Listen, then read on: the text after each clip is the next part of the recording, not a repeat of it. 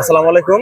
আমরা আজকের যে অবস্থান বাংলাদেশ ছাত্র অধিকার পরিষদের সেন্ট্রাল কর্তৃক আয়োজিত, এই যে আপনারা দেখছেন যে গত ফেসিবাদের আমলে যারা ফেসিস্টকে সবসময় বৈধতা ঘোষণা করেছে এবং ফেসিস্টের আমলে প্রত্যেকটা নির্বাচনে অংশগ্রহণ করেছে এবং কি ফেসিস্টকে বৈধতা ঘোষণা দেওয়ার জন্য যেভাবে সবসময় এই জাতীয় পার্টি তাদের সাথে লিয়াজু করে চলেছে, সেই ফ্যাসিস্ট আমল থেকেই তারা আওয়ামী লীগের দূষর ছিল। তাই সেই দূষরদেরকে আমরা কোনোভাবেই এই নির্বাচনে, যেটা 24-এর একটি অভ্যুত্থানের পরে বহুল মানুষের আকাঙ্ক্ষার জীবনের বিনিময়ে আজকের এই নির্বাচনে যদি ফ্যাসিস্টের যে ছিল আর কি, দূষর ছিল, তারা যদি নির্বাচন অংশগ্রহণ করে, এটা অবশ্যই আমি মনে করি যে আমাদের শহীদ ভাইদের সাথে রক্তের সাথে প্রতারণা করা হচ্ছে। তাই আমরা আমাদের ছাত্র অধিকার পরিষদ, বাংলাদেশ ছাত্র অধিকার পরিষদের পক্ষ থেকে জানাচ্ছি যে কোনোভাবেই আমাদের ভাইদের রক্ত বৃথা দিতে দেব না এবং এই ফ্যাসিস্টের দূষর জাতীয় পার্টিকে আগামী নির্বাচনে ত্রয়োদশ জাতীয় সংসদ নির্বাচন অংশগ্রহণ করতে দিব না। এবং আমাদের সেন্ট্রাল থেকে ঘোষণা হয়েছে যে সামনে নির্বাচনে যদি জাতীয় পার্টি অবস্থান করে বা তাদের যদি নির্বাচন কমিশন বৈধতা ঘোষণা করে, তাহলে আমরা আমাদের ভাষায় বলে দিতে চাচ্ছি যে তারা যে মাঠেই যেখানে ভোট চাবে বা যেখানে মাঠে অংশগ্রহণ করবে বা নির্বাচনে অংশগ্রহণ করবে, আমরা সেখানে বাংলাদেশ ছাত্র অধিকার পরিষদ তাদেরকে প্রতিহত করব।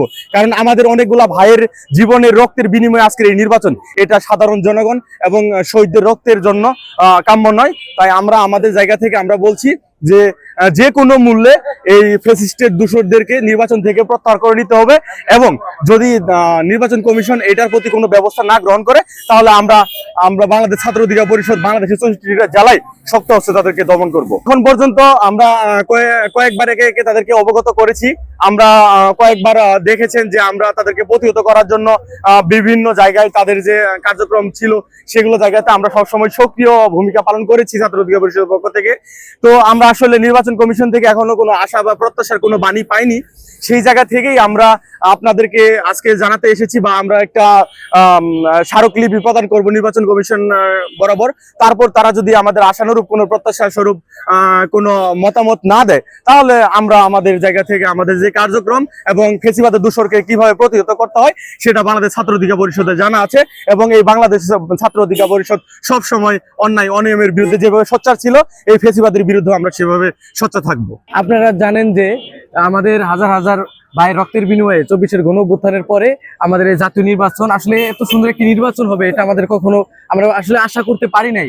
আমাদের হাজার হাজার ভাই রক্তের বিনিময়ে এই নির্বাচন, কিন্তু এই 17 বছর আওয়ামী লীগ যে ফ্যাসিবাদ একটা রাষ্ট্র কায়েম করেছিল, এই রাষ্ট্র কায়েমের মধ্যে সবচেয়ে বেশি ভূমিকা হলো জাতীয় পার্টি তাদেরকে সহযোগিতা করেছে নির্বাচনগুলোতে।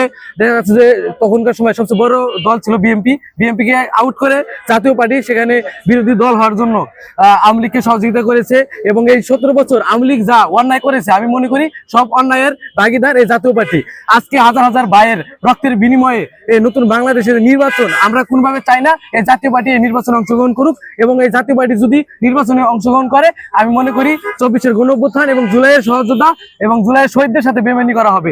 তাই আমরা আজকে এখানে এসেছি যাতে আমরা নির্বাচন কমিশনের স্মারকলিপি দিব। এর আগেও আমরা দফায় দফায় তাদের সাথে বলেছি, আমরা বিভিন্ন জায়গায় বিক্ষোভ করেছি, মানববন্ধন করেছি, তারপরেও কেন এই জাতীয় সংসদ নির্বাচনে জাতীয় পার্টি অংশগ্রহণ করতেছে, অবশ্যই এটা নিয়ে চিন্তার বিষয়। তাই আমরা আজকে ছাত্র অধিকার পরিষদের পক্ষ থেকে এখানে স্মারকলিপি দিতে এসেছি এবং নির্বাচন কমিশনকে আবারও অবগত করতে এসেছি।